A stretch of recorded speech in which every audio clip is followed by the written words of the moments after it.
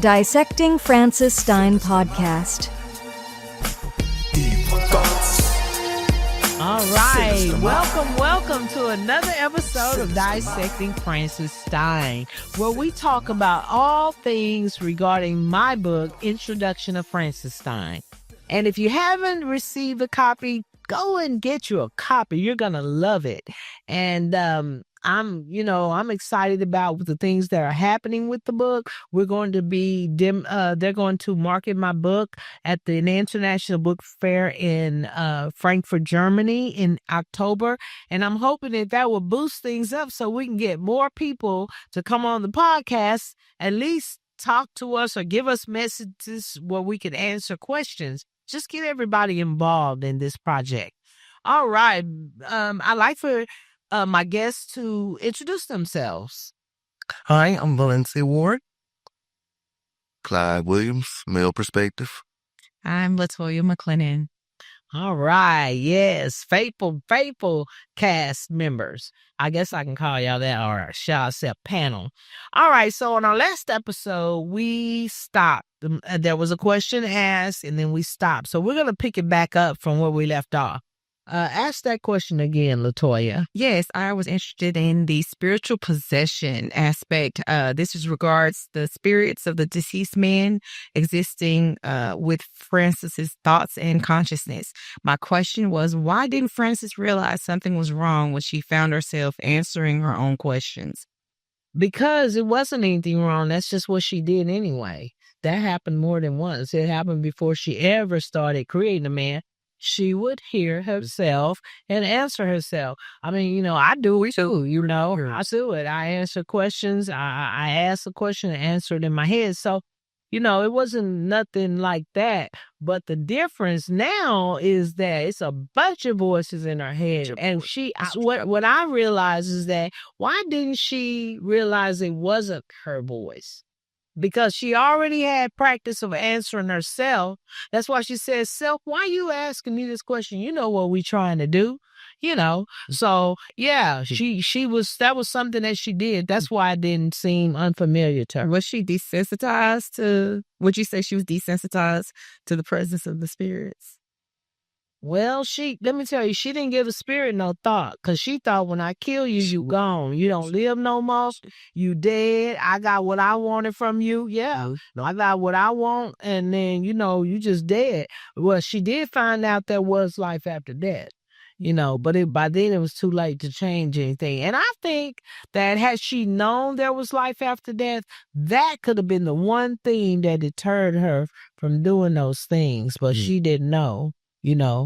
Okay? Because it ultimately wouldn't have made a difference. You could kill them in the world, but they're still going to be. But you can handle that if she had, hypothetically speaking, if she had known about the life after death, yeah, would that have changed her whole course? I think it would. Because remember when she dies, she wants to go where the light is. Yeah. But she didn't realize that she was going to have a choice. I'm going to say now, no, she wasn't trying to go to no light now. She wanted to, because her daddy was over there, Godfrey was over there. Yeah, that's your right. But she didn't know that was a right you had to earn. She didn't think he was going to be alive. She thought when you're dead, you're dead. So what it was she found out when you die, there's a division. So one is light where they can see, and one is darkness. And the people, those were people that she really loved. They couldn't help her. They failed her because they couldn't help her, but it wasn't their fault. Mm-hmm. She failed herself by the things she did and not believing in the Most High. Yeah. No, not. Yeah. It's the part where I'm a little confused. Not about the story. Just in how we're talking about it right now. In certain spaces, we have a forgiveness for her because of what she's been through. Or even when we mention the manipulation by the men with the scriptures. But right now, in this sense, when we're talking about the right to earn your way into the light, that we're saying, she didn't know it was a choice. I don't think she believed in God to that level. at our points in lives that she was hurt or, maybe done away by men of the church or men who manipulated her with scriptures to kind of really, maybe for her, take the validity out of like God. Like I could go to church, we can do the ceremonies and stuff like that, but she didn't necessarily live in a way. But I think that's even down to her profession. I think there's a lot of scientists and people who play with DNA who really believe God over science. So for her to be, at the end and want to get to the light, but not be able, I think that's probably the one space where we can say, some of what she's been through probably created that for her. Yeah, well, it did. She wasn't going to get there. You know what? When she wasn't going to get there for whatever else went on before, what wasn't going to get her there was the first kill. She killed Thomas and every kill after that. Because she wasn't, she really wasn't, she was a selfish person, but she wasn't a person that just went around doing people wrong. That's what she didn't do. She only did wrong to the ones that wronged her. That's it. It was nothing else, So she was selfish and evil. Well, we know she's selfish, and we know. I ain't trying to see where you at. I'm trying to see where you trying to take it. I mean, how you trying to fix that up? No, I'm just trying to say that she wasn't a person that was doing people wrong, whether they was lying to them or stealing or fighting or whatever. She didn't do it for the people that did. She only sought revenge for the ones that hurt her. The thing is, she went too far. But because in her mind, what was absolute was, you did this to me, you absolutely got to die. But you're absolute about a thing. That's what makes the difference. Even though Francis didn't really just act in the spiritual aspect of things where God was concerned.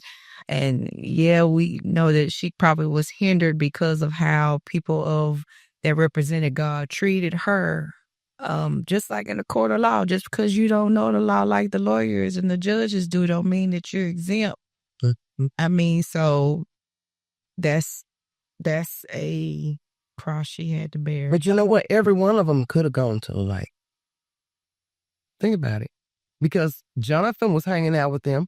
He was there hanging out with them. And when Pop said, hey, come on, ain't nothing else to do over here on this side, baby. Let's go on. Well, what was that? Just one of them.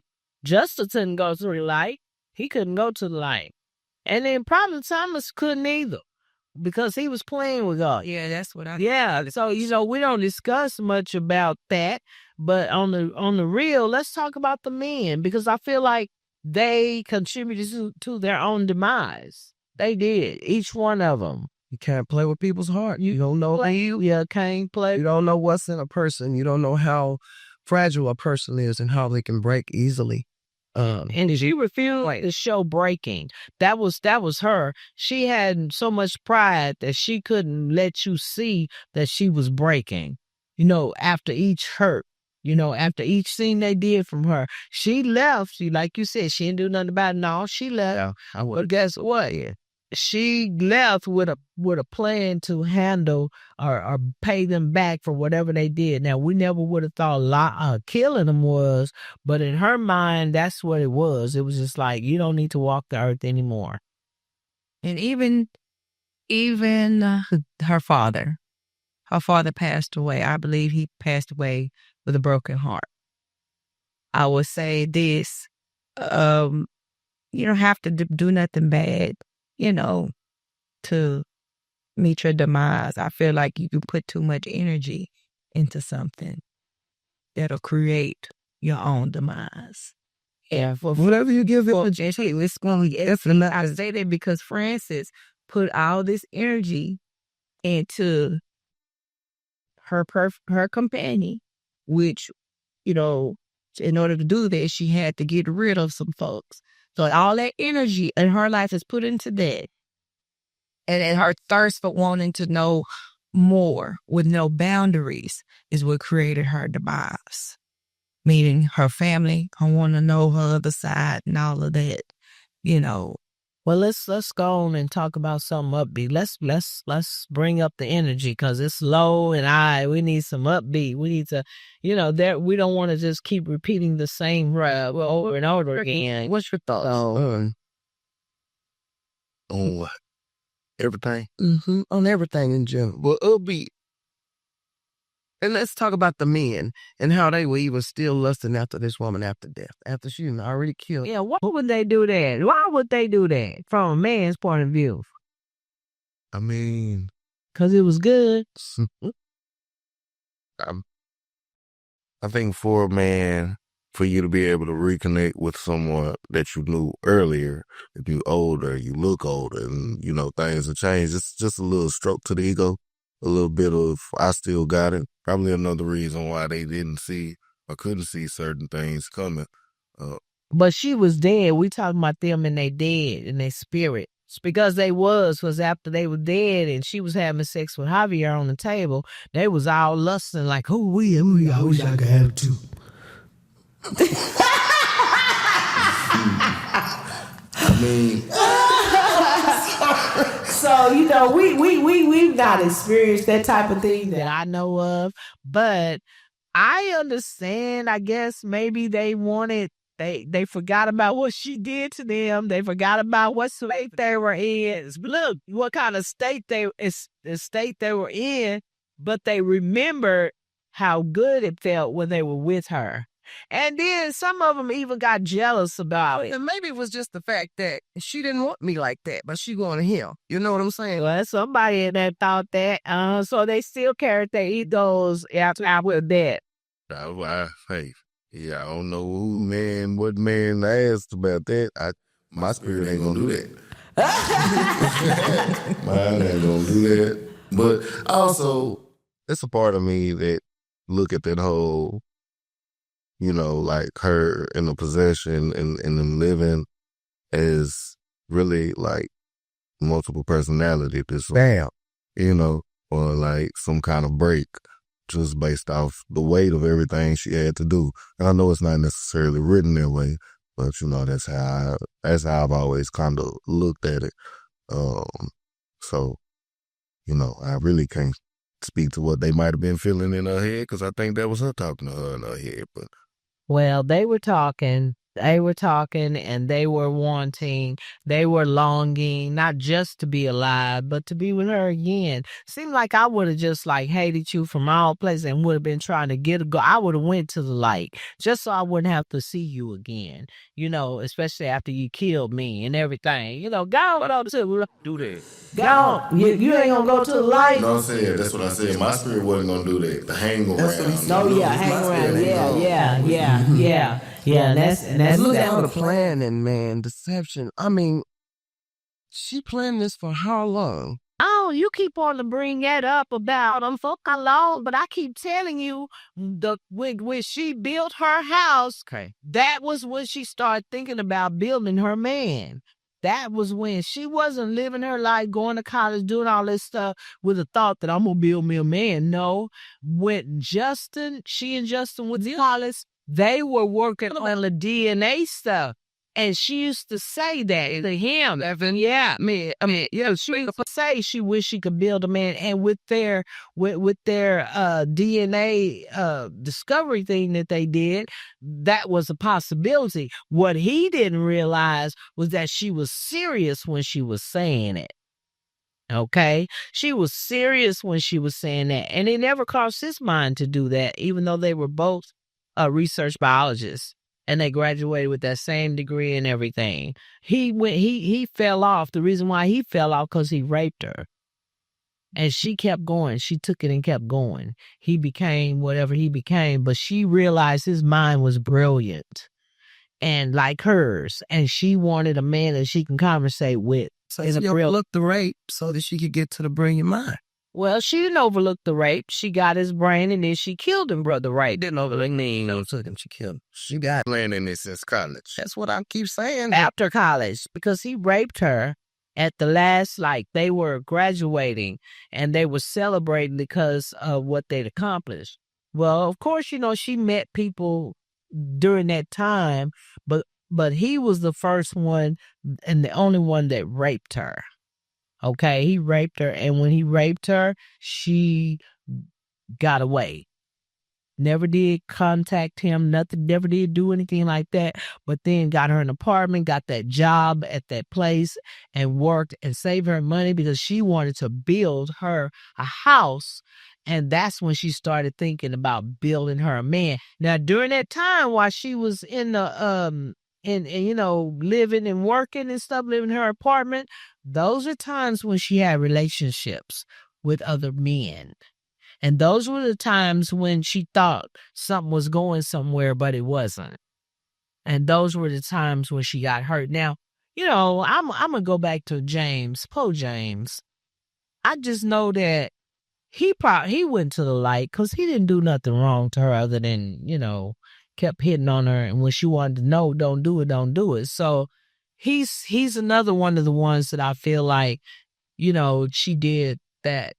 And she shouldn't have had done that to him because he was old enough to be her father, and she didn't have the respect for elderly people. She did. She said, "I'll kill you, young, old, elderly, whoever it is." Huh? Swagger?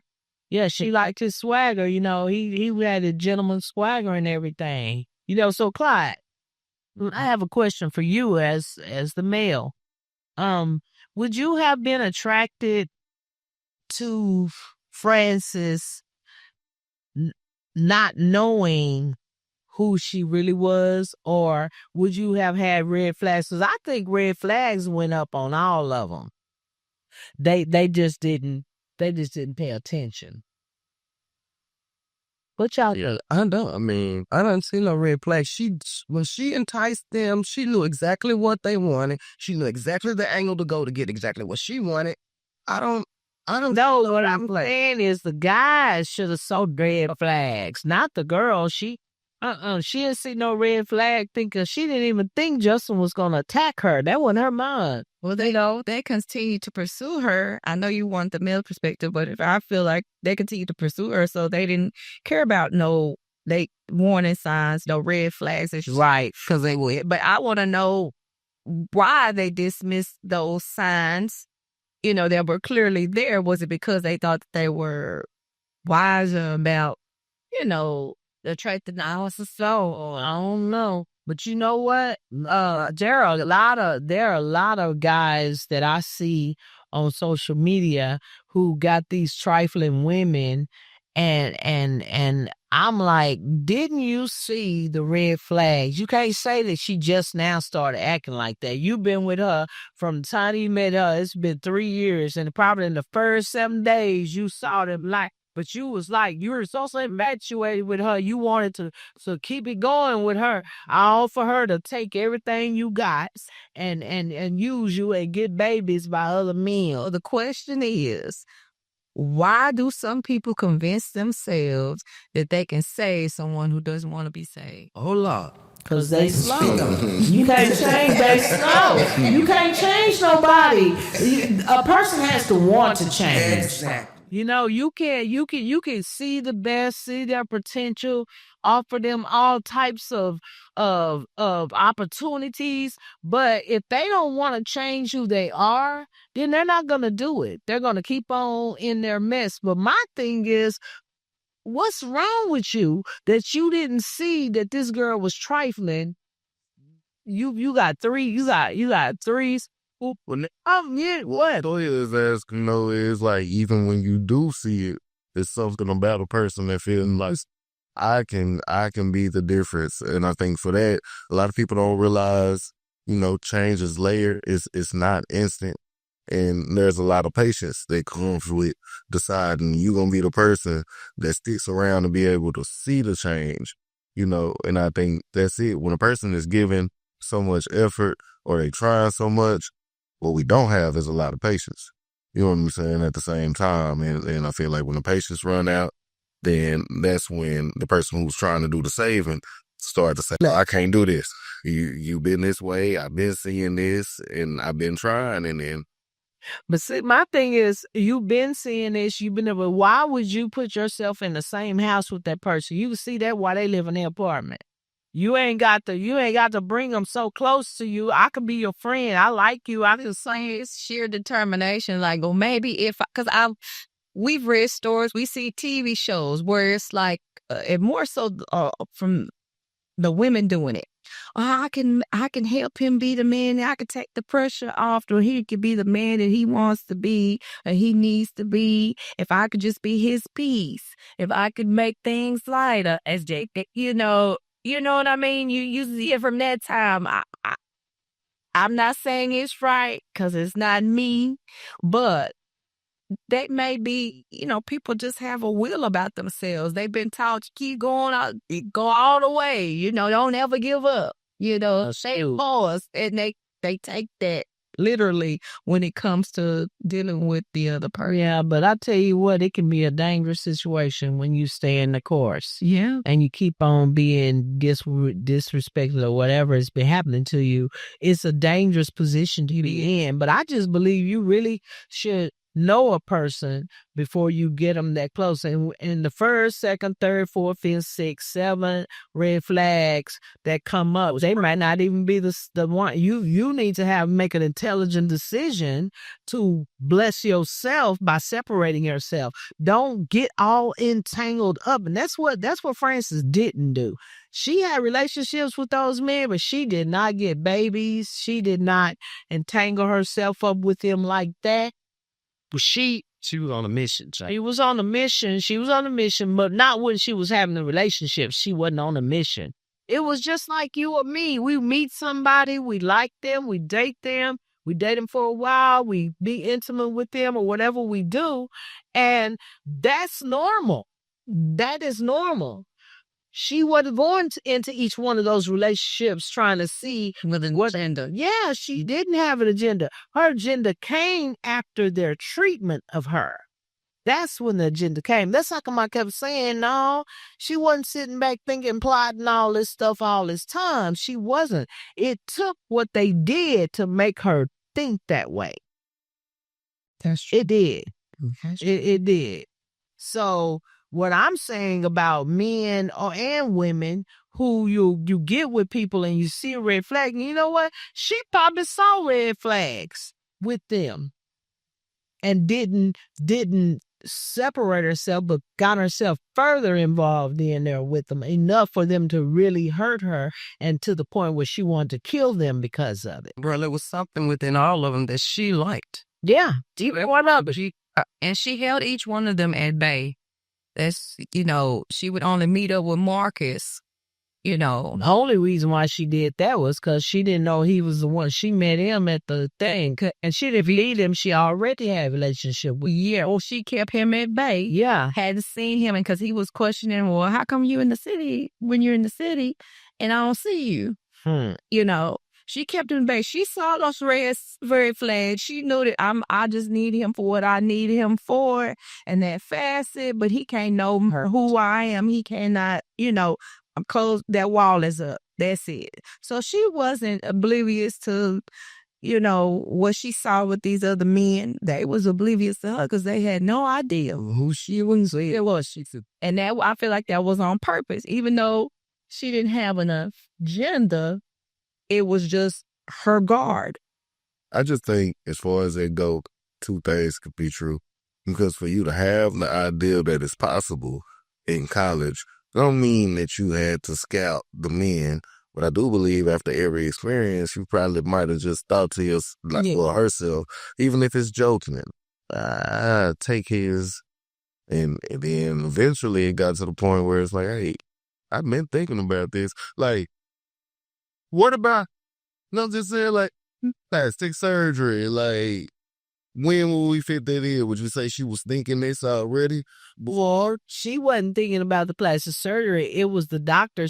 See, with the research that she had done, the project, man, it was going to change the world. It was going to bring a lot of money to them and everything. So when she got caught and put in that hospital, it was the doctors, Dr. Johnson and whoever the two members on the board was, who got her, out of there. And they had to change her face because everybody knew what she looked like, and they wanted her to continue her work. So but I think one of the dumbest things was giving her mama's name. Yeah, that was real. That was one I made. Yeah, but she took that name, and you know why? She in possession. She took the name. Why? Because she still felt bad about what she got, getting her mother killed. And so, excuse me. So when she was there at that mental hospital, she saw her mother came to her. Her mother came to her and gave her peace, I know you didn't know. And she said, but I'll help you. So she's counting on her mama, even in death, to help her. And so getting her face changed, she looked more like her mother than she did herself. So yeah, that's why she got that face change. And then the other thing was going and reintroducing herself into the lives of Godfrey and the daughter. Oh yeah. That was because she was obsessed and couldn't let them go. She couldn't let them go. She even wanted Javier at work to be there. Yeah. Her work, her life's work was in America, where she was living overseas. So she had to find a reason to come and introduce herself. But again, that was, even through all that, she's who Francis really was did not change. I say that because of what happened after Francis was killed. And Javier gave Rose, her daughter, the letter. Yeah, after she put that picture. Yeah, she did. Of Rose, Francis, Grandma Rosalie. Yeah, in an envelope to show the girl, and it's like, well, yeah, the girl gonna be joyful, but then it's like, why this woman had this picture of my people? Yeah, but she read that letter and found out I'm your mama. Yeah, so you didn't have what you thought. Okay, so if it did not die, you thought the girl was just gonna run into your arms and be like, "Mama." What now? But see, what it was she did that letter because she didn't think she was gonna die. This was her time of reintroducing who she really was to them. And that picture and that letter was going to explain, whereby she didn't have to explain. So when she died, she didn't get to explain. So the letter explained. Yeah, but I'm like, even if she lived, and even with all that explanation, I don't want a relationship. Is that what made her? That's why I say Francis had not changed, because she was thinking past beyond what she wanted to deliver. Yeah. Both things. And you know what? But let me tell you, a person that wants what they want, they have to always work for it hard because they never got it. They never got it. Everything that she had to do was complying to what somebody else wanted. I had that work for. Never have the, it's working all right, because she's still alive. Even in the second book, she's still alive. So it's working well for her. So the thing is, I'm seeing that from today point of view. It's like, my mother said to me the other day, she was like, well, it was a song that was on, and it was Feel the Need in Me. You got to feel the need in me. And she said, well, I wish that somebody would feel the need in me. I said, hell, I've been wanting somebody to do it all the time, but don't nobody see it. I said, but I have to do what I have to do all the time, but I really never get what I wanted. I don't get what I want. I don't. It's still hard as my heels on. It's like I have to compromise myself to make sure whoever else around is handled, but nobody, I have to do me for me. I'm saying, it comes a time in your life where you have to take care of you. But in this particular happenstance that we're talking about, she didn't get what she had to do that because it was something that she created. Yeah, but I'm talking about before. Okay, y'all keep on talking about how she wants what she wants. She's so selfish. But she know what? But the thing is, she's not very selfish. She finally wanted something that she wanted and nobody could take from her. That's what she wanted. Now, all the while she growing up, giving everybody what they need, but she not getting what she need. What makes her selfish is the cost of what it takes to get what she wants. She don't care what happens. She willing to take a life to get what it's only it. Yeah. You could right now, you was wrong. Bump your mama, bump your daddy, I don't care who lives, and to mourn you, don't matter. I got what I want. Well, I understand that, but like I said, I'ma go wrap it around again. She lived a lot of years not getting what she wanted. And then now she says, I want to build me the perfect man, because otherwise I ain't gonna have one. I'm like, well, man, forward. You got your perfect in your mind. You got a child. You still got a highway. You're to be of it. And you were skeptic. There, you just sit up there and let somebody talk you into this surgery and think you done escaped everything. But you weren't as smart as you thought you was. You didn't do your research because you didn't think nothing could come back. Well, it could come back to her, and it did come back to her. But y'all, we got a couple of minutes, so let's wind down. Okay, thank you for joining us on this episode of Dissecting Francis Stein. Go out and get the book, Introduction of Francis Stein by Patricia Bradshaw. Anywhere books are sold, Amazon, Barnes & Nobles, Books A Million, wherever books are sold. And also the audio book is out there. So, man, it's good. Adam McNamara, she did all of the voices in that book, and she did an awesome job. So you'll enjoy it, I'm sure. All right, so we're going to wrap this up until next week. Have a blessed day. The information contained in this podcast is for entertainment purposes and marketing purposes only. If you're a victim of sexual assault, please contact 800-656-4673. If you're a victim of any of the topics discussed in this podcast, please contact Victim Connect Resource Center, 1-855-484-2846. And if you are in immediate danger, call 911. We are not responsible for any loss or damage resulting from listening or participating in this podcast or reliance on its content. The views expressed in this podcast are my own and do not reflect the views of employers, organizations, or institutions of those participating in the podcast. All rights are reserved. Unauthorized use or reproduction of this content is prohibited. This content is for entertainment and marketing purposes only and does not constitute medical or psychological advice. Consult with a medical or mental health professional for any issues or concerns. This is a work of fiction. Any resemblance to actual persons or events is purely coincidental. And finally, last but not least, none of the participants of this podcast can be responsible for your use of the context, nor the information in or linked to this podcast.